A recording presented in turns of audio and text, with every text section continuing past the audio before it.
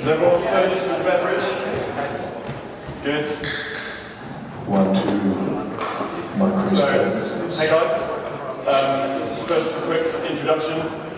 So my name's Charlie, Charlie Wilkinson. I'm Head of Architecture over at Ireland. This is Will. My name is Will Perkins. I'm the Microservices Platform Lead. So we're here to talk to you about microservices, as you probably guessed.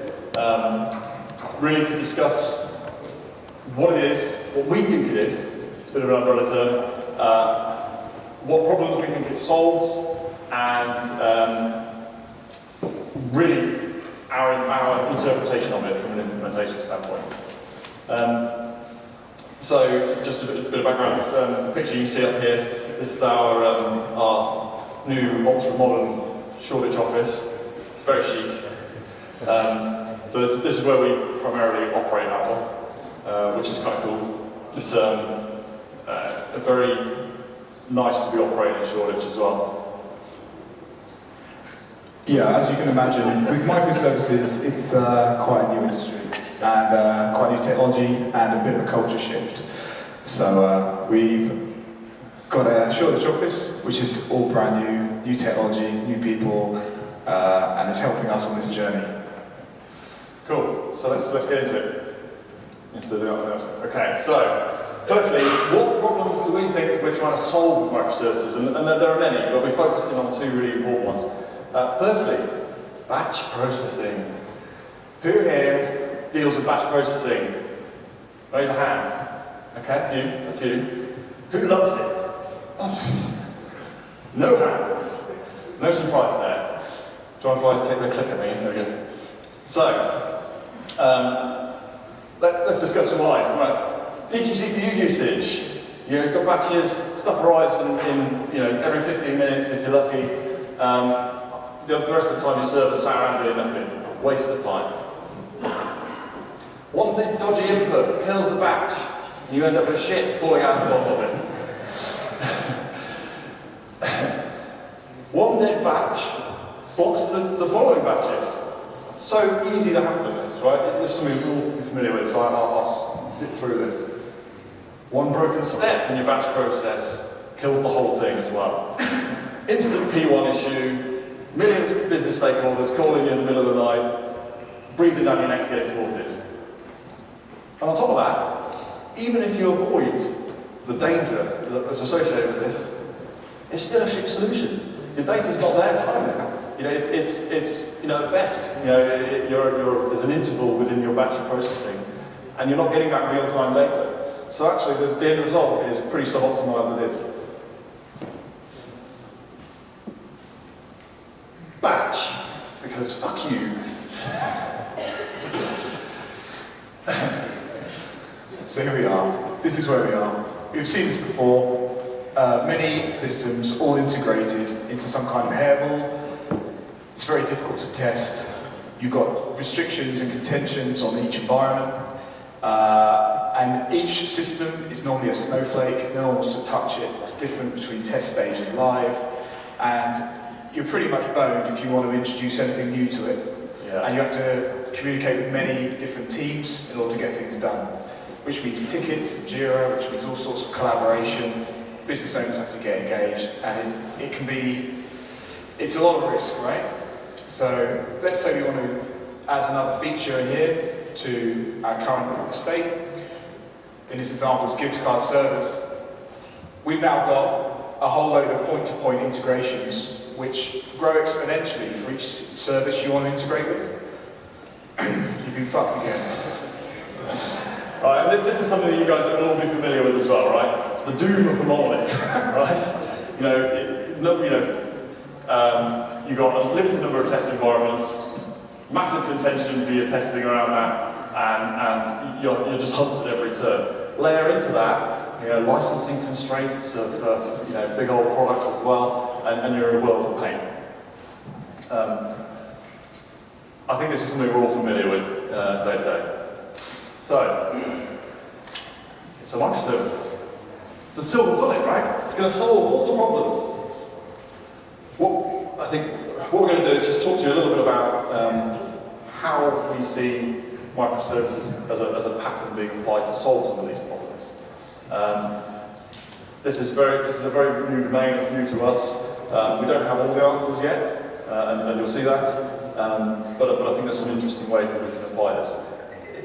Really, the observation I would make is that it's not as simple as it first sounds. You know, it's not a case of just tiny little applications. There's a whole load of ancillary stuff that you have to consider around it to make it successful.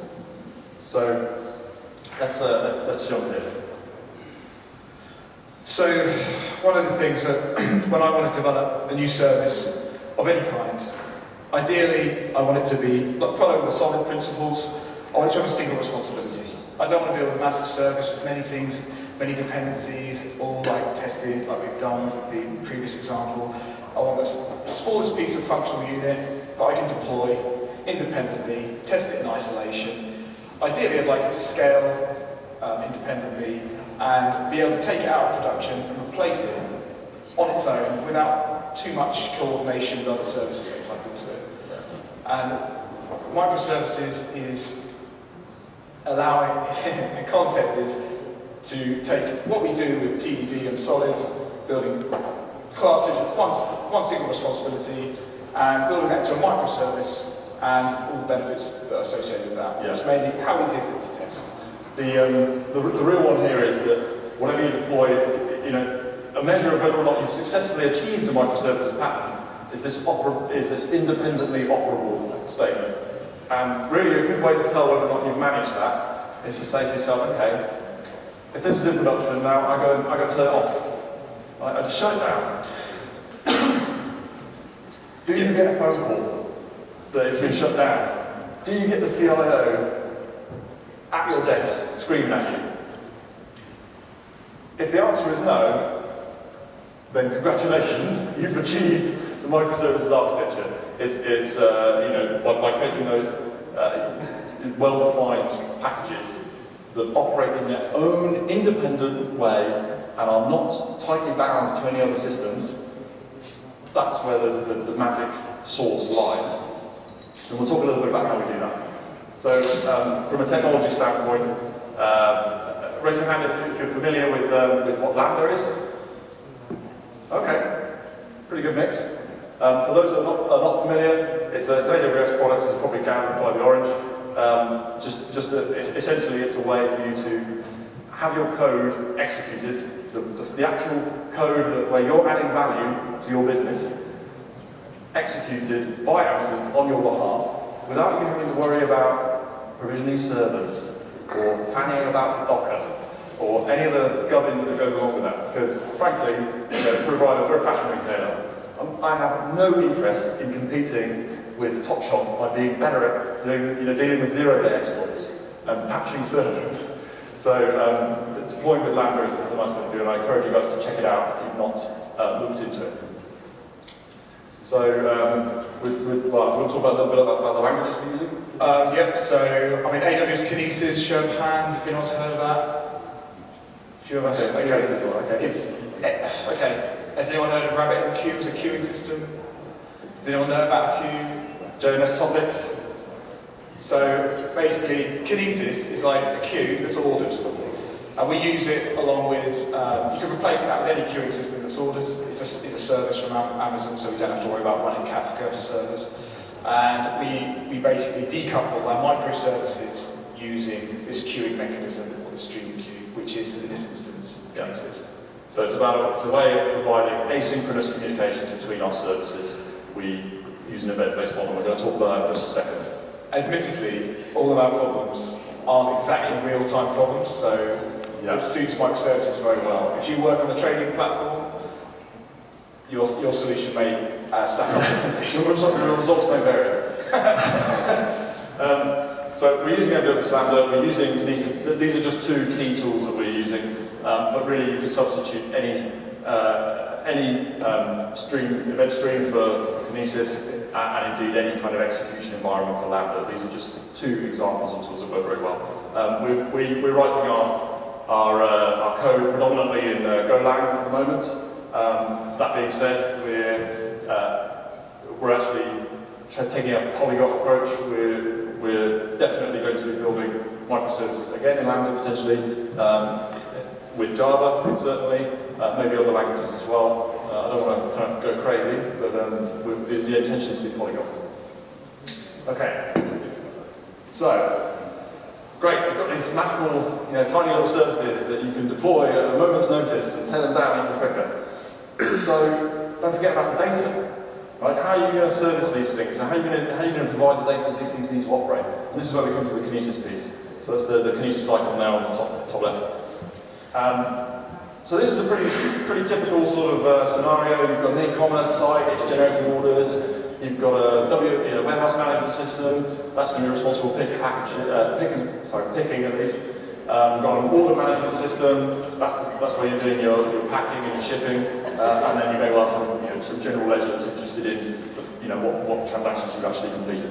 So by using Kinesis, we can actually surface our business events. And this is the key thing: business events, not technical events, business events as streams, as event streams that we can then publish and make available across our entire business to any developer that wants to use them. So in this example, the e-commerce site, its only responsibility in this directive to publish orders out to the new order event stream. It doesn't care that WMS is listening onto that. It shouldn't have to. It's not e-com's responsibility to make sure that the stuff gets picked. Why should it care? Crucially, if WMS is down, there's no reason why e-com should fail, and vice versa. In the same way, the WMS system shouldn't care that it's e-com providing the orders. It could be an app, or it could be another application, or a third party, or whoever. And so you can see very quickly you end up with a publisher-subscriber model. By doing this, you end up with a lot more resilience in your system. So as we said, any one of these can go down, and the others continue to operate as normal. Go back to the principle: can you shut it down and not impact anybody? So, the other advantage you get is it's pluggable, right? So a business comes along and says, hey, we want to use responses to do our post-order comms and send snazzy emails to people and SMS notifications and all that kind of crap. Great. Spin up a little team, they're going to build a microservice integration with responses, and they need to plug into the event stream, the business event stream, that says, right, I'm going to notify the customer when the order's picked, so I just subscribe to that stream. And I want to tell them when it's dispatched as well, so I'll subscribe to that one as well. And I've deployed that, I've pushed it live, and I haven't regression tested any of the other services. Why should I? I haven't touched them. It's an entirely separate piece of activity. That's a pretty amazing point, is once responses is put in, you don't have to deploy anything. And all those systems work 100% as normal. Only responses is tested, and it can pretty much be tested in isolation until the day you plug it in, and you can have 95% certainty it's going to work based on the event stream that's provided to it. Raise your hands. Who here can push something live without telling anybody? Ooh, okay, that's a couple. Using this pattern, there's no reason why you need to. Right? You can operate entirely independently. I'm interested. I'm going to try and remember whose faces raised hands now. I'll ask you guys how you're doing it later. So, don't forget the reference data. How these services aren't just running entirely off of events. You need to be able to access product data, your customer master data, and so forth. And this is where we start adding in this concept of the data lake. That's what we're calling it. The industry seems to be calling it as well. It's easy, right? It's just S3, yeah, just stuff all the data in there, and everyone knows how to talk for S3. Magic. So let's explore that a little bit. So we've got a super awesome new microservice we want to build, and it's going to do some cool stuff. Great. It needs product data to do its cool stuff, whatever shit it's going to do. And we know that we've got, in our heritage estate or whatever, we've got a product lifecycle management suite that's actually the ultimate author of that product data, right? That's where it gets mastered. So, how do we solve the problem? Okay, so we could do this. We could hook into the CRUD events of our PLM, push them into like microservice ETL routine that's going to combobulate it into our, the outputs into our canonical data models that we're stuffing into S3, some JSON object or other. Great, right? That's relatively straightforward. But then what, right? Do we have our microservice poll S3 for changes? That's pretty naff. Do we, we looked at maybe publishing events directly from S3. There's an option to do that as well. That kind of works. It doesn't really scale very well though. If you've got 1,000 of these microservices, all hammering S3 constantly in various different ways, okay, S3 can take it, but it's kind of inelegant. So, what's the alternative? And this is where we're broaching into the realms of opinion here. I'll be interested to speak to you guys afterwards on what you think about this. So, we're saying, well, why don't we push this instead into an event stream of its own? But our crew operations are out of a product lifecycle management tool, are valid business events in their own right? It's a new product's been created, that's a business event. A product's been updated, same difference, it's a business event, same for deletions. So let's publish that as a valid business event available in the Kinesis stream. Great. So then we can, I don't know if the pointer will work on here. No, not quite. We can have a microservice, Lambda function that's subscribing to that Kinesis stream and pushing that data into our S3 data lake. Crucially, we don't need to do any more ETL because in our Kinesis streams we're always dealing with the canonical form. Same thing for our lake as well. The advantage of doing this is that then you've got as a service developer, we want to operate in this green box exclusively. We can have a simple listener, we can have an additional listener onto that event stream, and we can start to consume that information about product data that's changed, and we can stuff it into our own data store that's specific for our application. Right? And we debated this endlessly, didn't we, around an application, any given application you're creating or service you're creating doesn't necessarily want to consume and operate on data in the way that's friendliest for you to store it in your data lake. So, in our example here, we're looking at Aurora. But, a good example here would be you could spin up a team quite easily once this platform's all built out to discover something using a machine learning or a Hadoop cluster or any technology. You could have a team go, right, we want to start exposing new orders and publishing it some way, or building a BI dashboard, and we want it under the hood, we want to use MongoDB, or we want to use Spark, or anything, and they can have complete carte blanche decision making within that team, and it have no effect on the rest of the wider organisation. But furthermore, they can do that completely in isolation, independently, empowered to do so, and if they don't make it work, or they cock it slightly, which we all are capable of, they can build another stack out with the improvements and get rid of that one without any issue. They own the data, they selectively take in the data that they're interested in. They're in complete control of their design decisions, which is one of the key enablers of microservices. Yeah, indeed. And this is a subtle point that is easy to miss, I think, with microservices. It's more than just a design pattern that has a purely technical focus, right?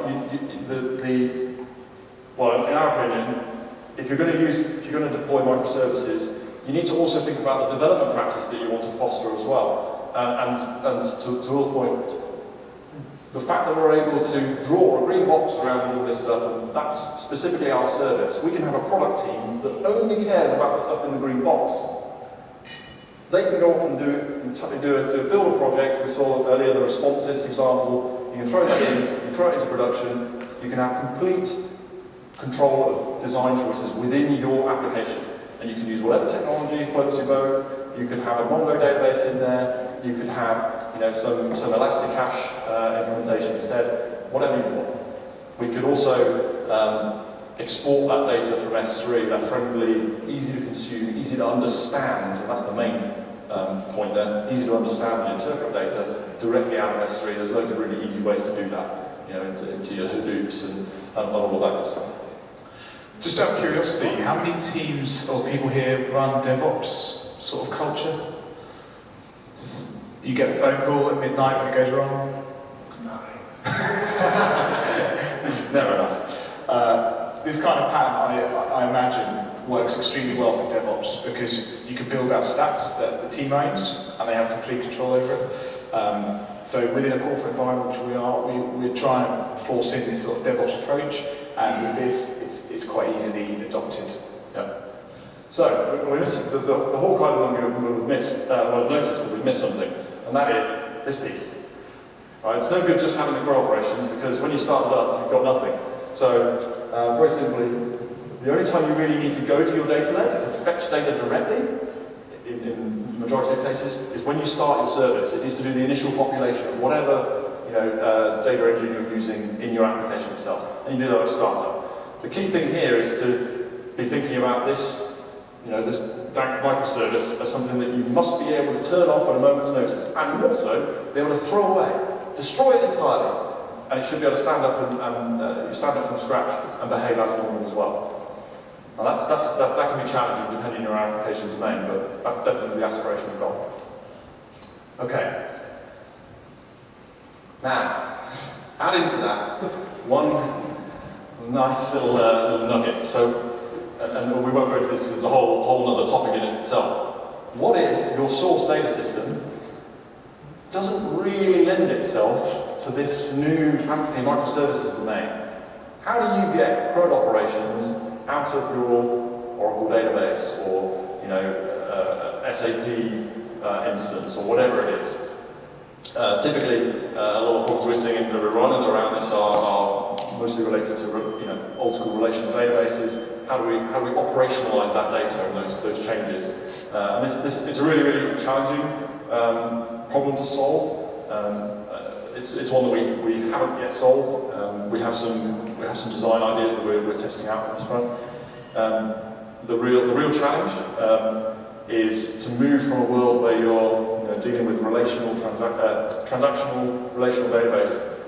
How do you break that transaction boundary and convert that to atomic business events that are flowing out of that system? And it's not as trivial as it might initially seem. Anyway, we can happily talk about that after I've had 6 or 8 beers. Cool. So do you want to wrap us up? So microservices in 30 seconds. It's a design pattern. It's a way of working. It can even be it's a culture. It's not something like I remember when we adopted Docker and we didn't understand the hype, and then we realised we had a Docker problem, and it was quite easy to understand. Then we introduced technology. Fine.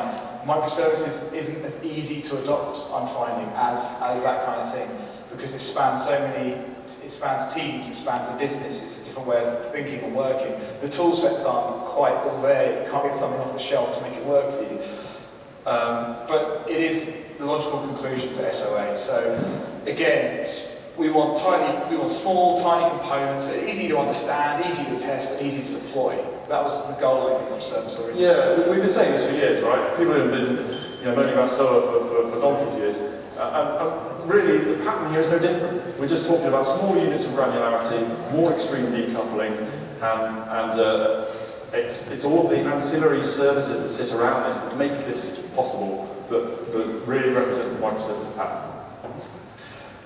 Yeah, I mean, one of the things we're finding out is that when we're dealing with microservices, some of the patterns we keep seeing is micro ETL, like getting things out, putting things back in. Everything we deal with microservices, this pattern just keeps showing its face. So it's just something to be aware of when you start to deal with this kind of thing.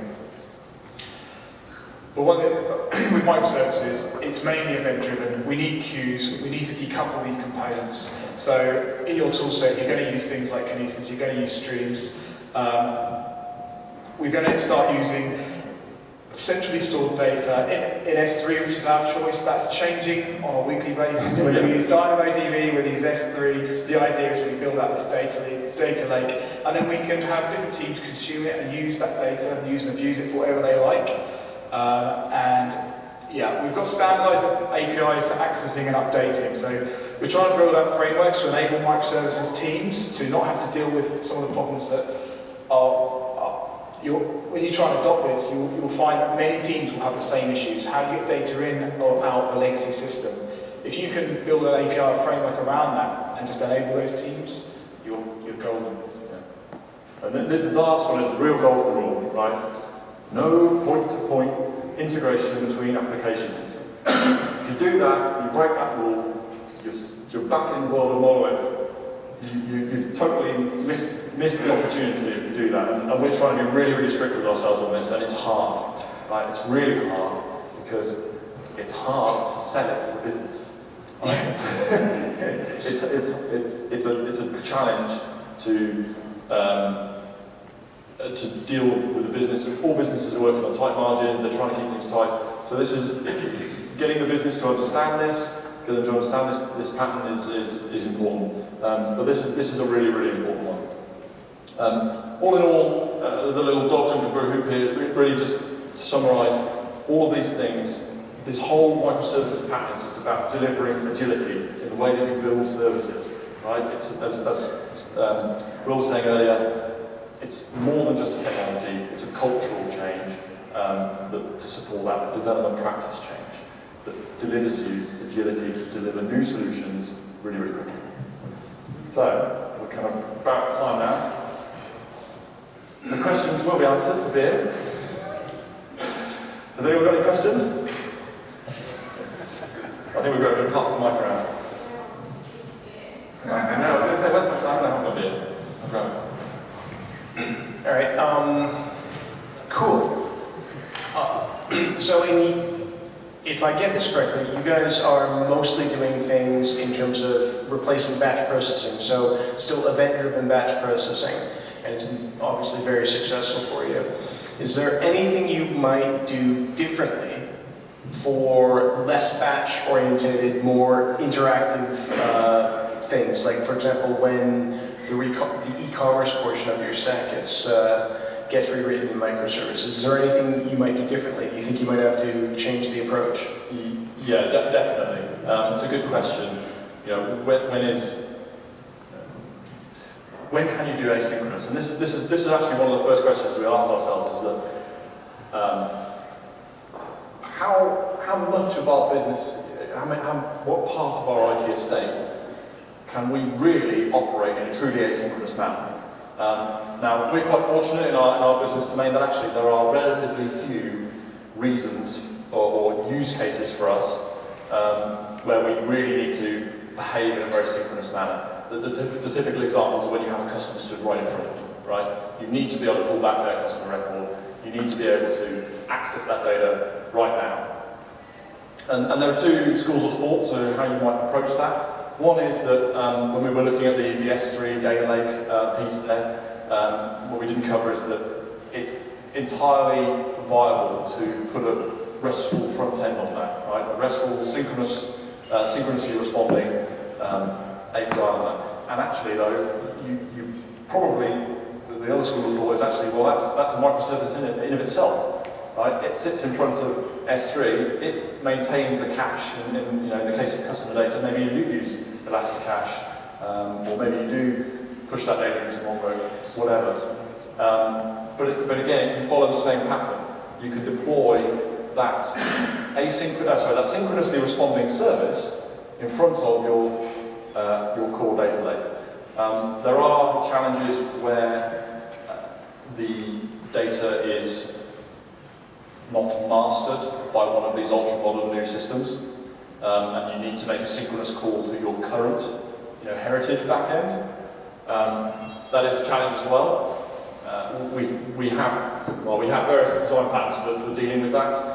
The solution really for those scenarios depends on what technology that current heritage system. So, for example, we have a number of Oracle databases where that is true. So we're looking at using ORDS, Oracle RESTful Data Service, and we provide that as an endpoint that our microservices can delegate to. One has to be quite careful with that, particularly if using Lambda. Those services and those traditional relational databases do not take kindly to the way that Lambda can scale. We did an interesting anecdote. We did a little experiment where when we started adopting Lambda, we'd previously been using Dockerizing our own applications, running an ECS. When we switched to Lambda, we thought, okay, well, how does this scale? It works. What if, and we built a simple order processing pipeline, what if we throw 6 months worth of orders at it in 4 seconds? Let's see what it does. What we kind of realized immediately was that because with Lambda, you're paying per invocation. Alright? And to be clear, it's ultra cheap, so cost wasn't an issue here. It was, you get like 1 million invocations free a month. Amazon, you know, they want to get that workload out of the way as soon as they possibly can. Right? So we said, okay, here, have 70,000 orders in 4 seconds. Boom, straight into an S3 bucket. Amazon went, oh, okay, you've got 70,000 things to do? Here, have 70,000 instances. Bam! It was mental. We saw it in the CloudWatch logs, we just see like one spike and then it's dead. You're like, did it work? Like, what happened? Right? And it turns out, yeah, it did work. But the CloudWatch logs have an increment of like 5 minutes. And it was over in like 12 seconds. So if you apply that and then you try and have that Lambda function talking to your heritage Oracle system, slam! 70,000 concurrent connections to the Oracle database. Not good. So you do have to take care of these things, and a lot of these are the sorts of nuanced challenges that we're dealing with in bridging the old and the new. That there are lots of what we're learning is that there are lots of answers to some specific questions in this domain. How do you do service discovery? How do you scale out your microservices? How do you manage your estate of microservices? All that kind of stuff. What we're struggling to find is a consolidated body of knowledge on this is how you deploy a microservices estate in an enterprise organization. Nobody's done it as far as we can tell. And so we're having to deal with a lot of those challenges. Sorry, that was a very long-winded answer. Any other questions? Sure.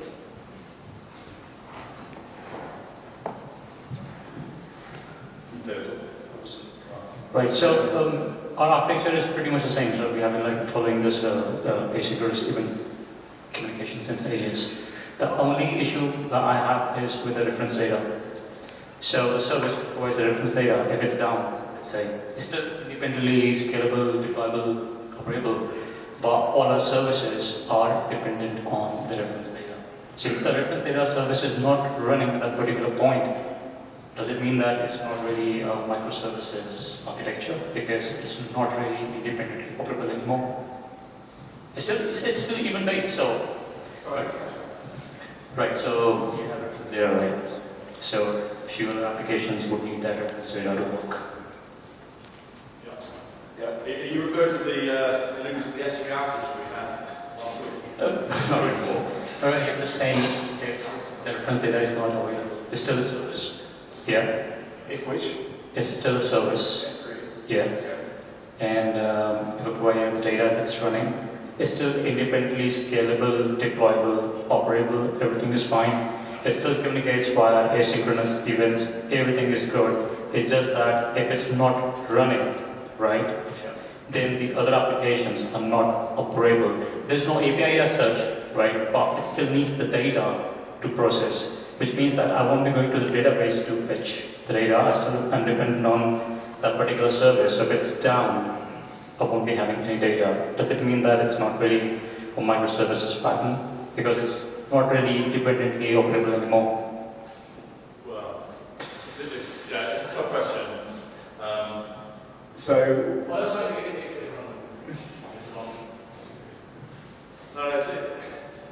There's always going to be a line in the sand, right? There's always going to be some service that you really just need.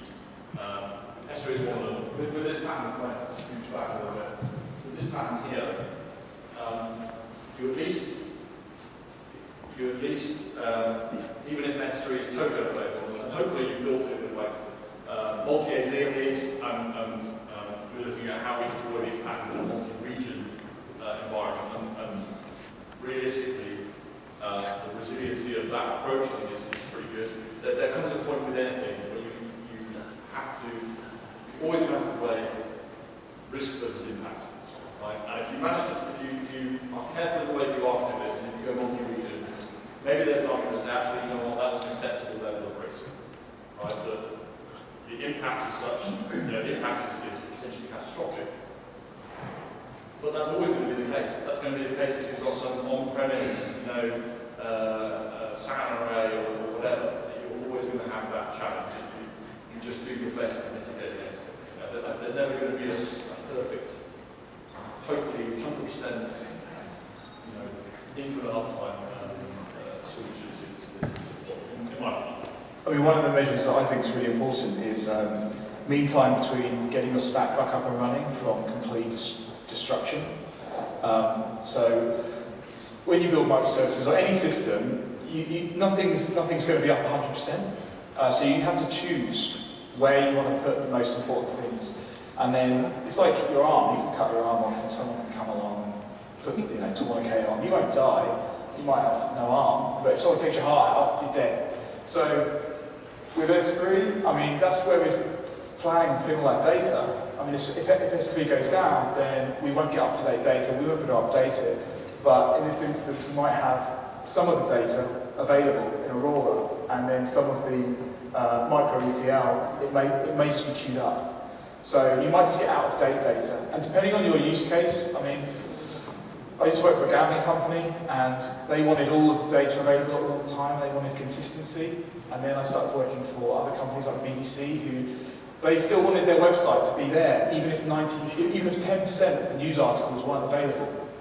And when you start thinking about things like that, it's like, well, hold on a minute, I can actually, this service is still okay if 10% is not available. So in answer to that question, when your messaging queue fails, or something gets out of sync, if you're building that from the ground up with that in mind, and especially if you do test-driven, you understand the error cases. You're not just building happy path. I mean, I was just thinking, we don't know, we just build happy path, right? So that's not true. We investigate these options, and you just try and build it as resilient as possible, and accept that some components are going to fail. And what happens to the rest of your system when they do? You want to build things so that if one component explodes, you know, it doesn't take the rest of the system down. So that idea of a smaller blast radius. An example of, in this particular architecture of how we have, you know, added in an extra layer of resilience in this particular scenario, S3 down, right? So the immediate impact is, yeah, okay, you're going to really struggle to start up new instances of your microservice. That's granted. Your current instances are going to operate fine. They're unimpacted. Interestingly as well, because we're using Kinesis for our product crumbs, one of the reasons we like Kinesis is because it has a retention policy, right, of a configurable number of days. So, yeah, okay, your Lambda function that's trying to update S3 or S3 canonical data lake, yeah, it's going to fail. It's going to go, oh, S3's down. But when S3 comes back online, that Lambda function is going to fire up and go, oh, shit, there's loads of stuff in here that I haven't successfully processed. I'm going to go through and push it in, and you then are able to recover from the situation. I think it's worth noting as well that if you do, for whatever reason, have some small service in the heart of your estate that absolutely has to stay up no matter what, if that is unavoidable, it's better if it's small. And simple. Yeah, it's better if the thing beside it blows up and it doesn't touch it. Yeah. Definitely. Any other questions? Two?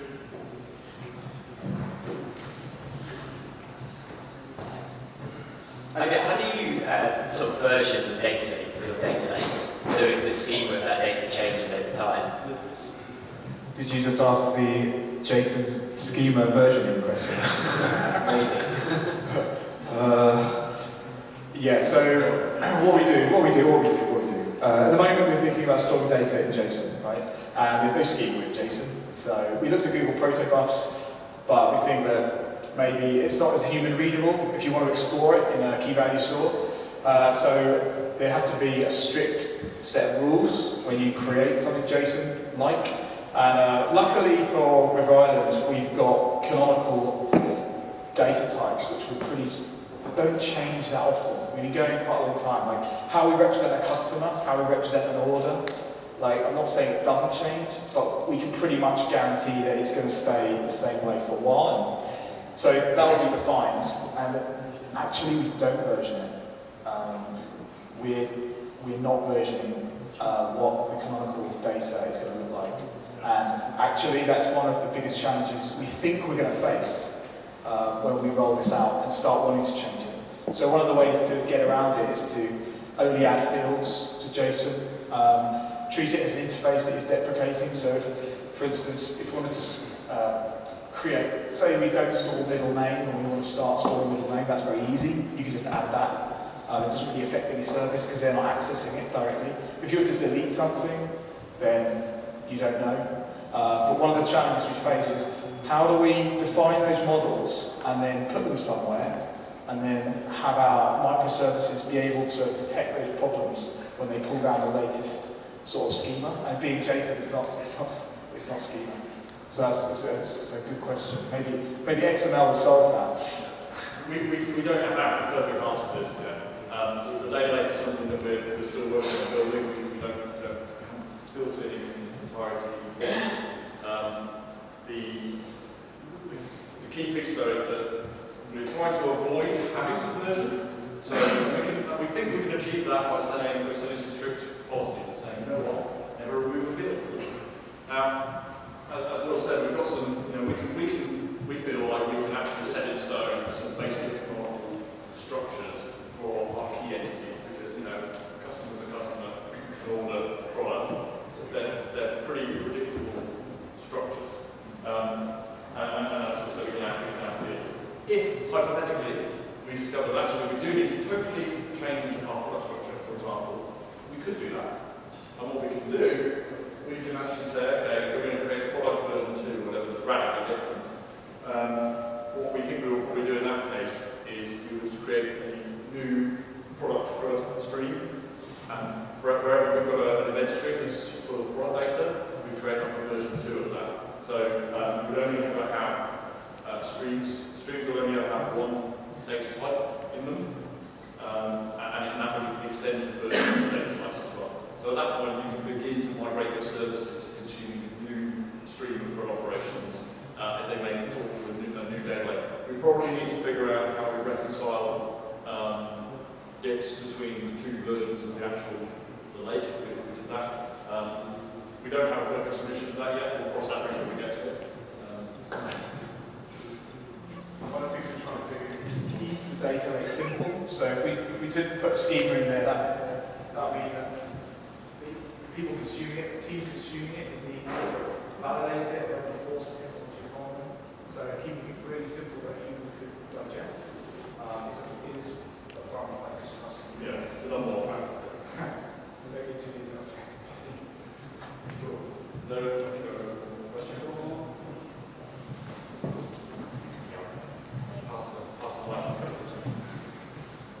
So you said one of your non-technical challenges was persuading the business that this was a good idea.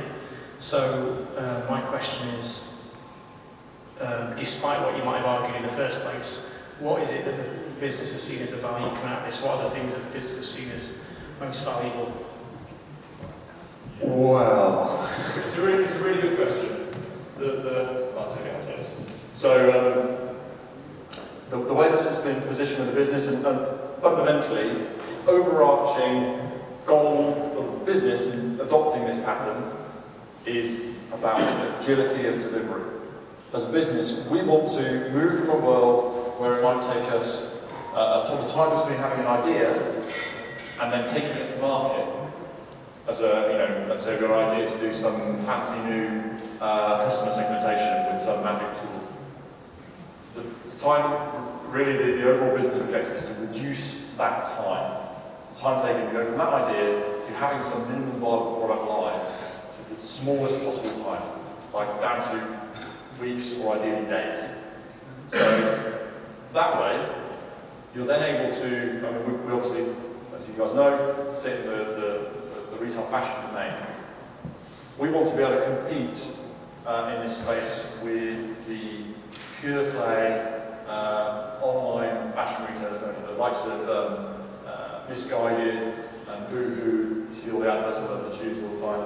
They're able to iterate very fast, partly because they're a smaller company, but partly because they're really digitally focused. We need to be able to compete in that space.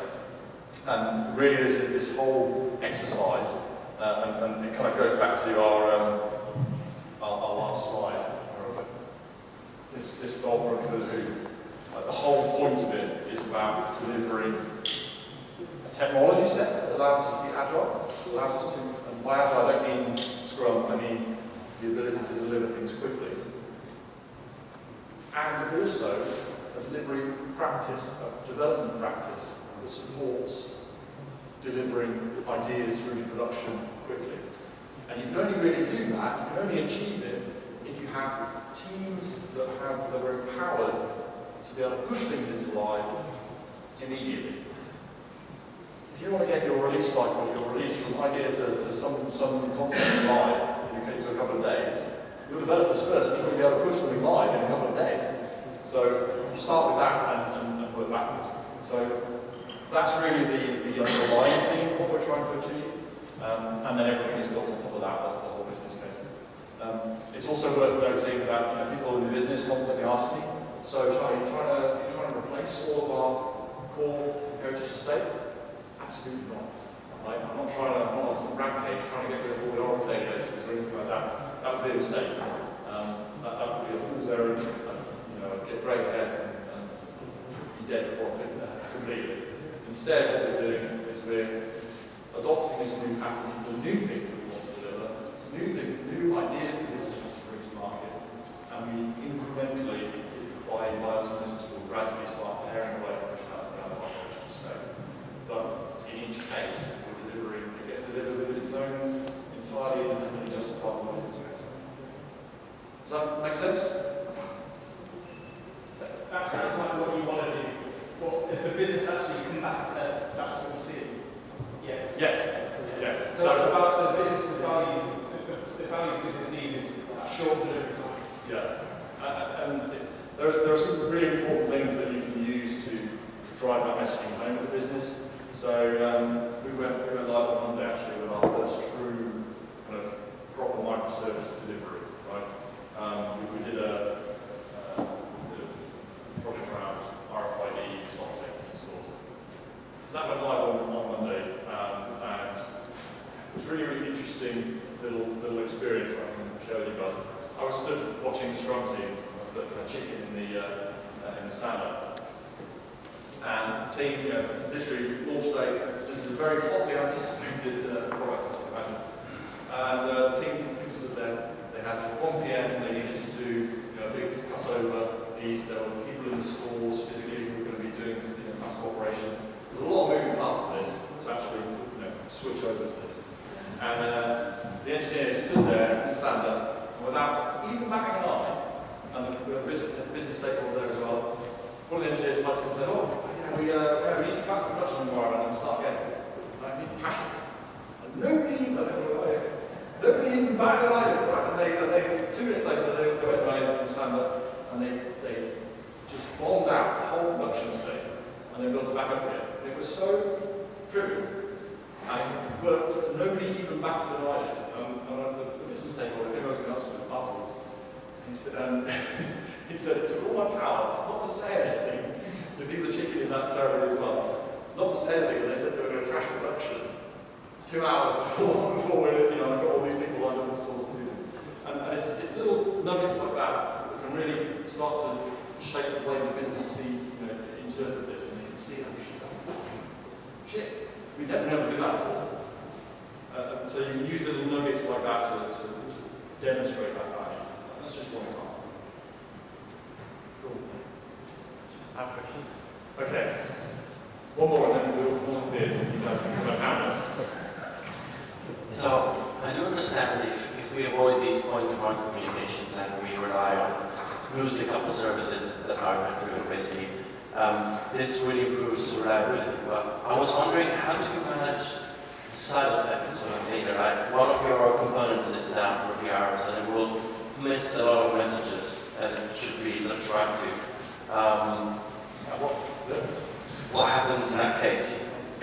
So the question was, what happens if one of your services is either intentionally or unintentionally down for a period of time? How do you recover from that? Yeah. Well, we're relying on Kinesis being highly available and SQS being highly available. So with any messages coming in, they build up in a queue, and then when the service got reinstantiated, it would consume those messages. In reality, though, if that service was completed yet, it would need to do the startup phase, where it sucks in a load of initial spec data, and at that point, it will register a new queue of file updates. Okay. So even if you're getting thousands and thousands of messages per second, does like AWS have the capability to build up millions of them, keep them reliably? Okay. Yeah. The analogy I've used with Kinesis is so we did a POC where we put all of our Black Friday orders through this kind of POC Kinesis stream, and that was going out and producing some nice little busy dashboard for business so they could see real-time data about what was going on.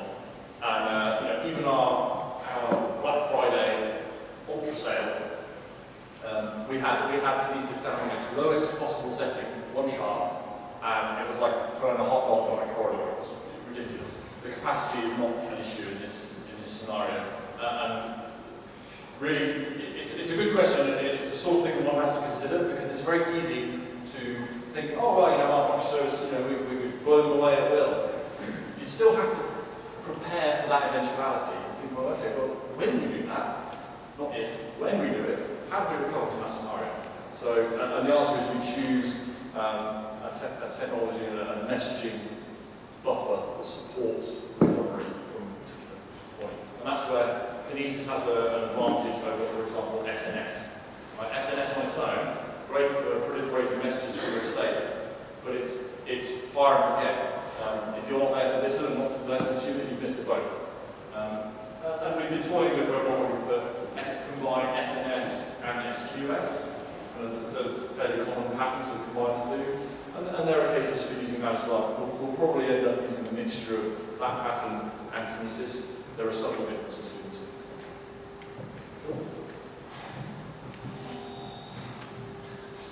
All right. Are we ready to do this? Yes. Thank you, guys.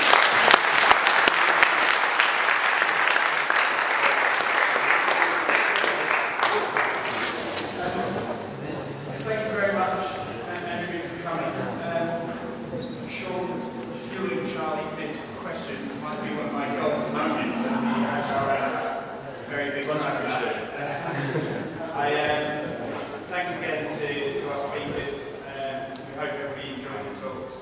And thanks also to YNAB for hosting. We really appreciate it. And to use your awesome space. We have another couple of events in the diary already.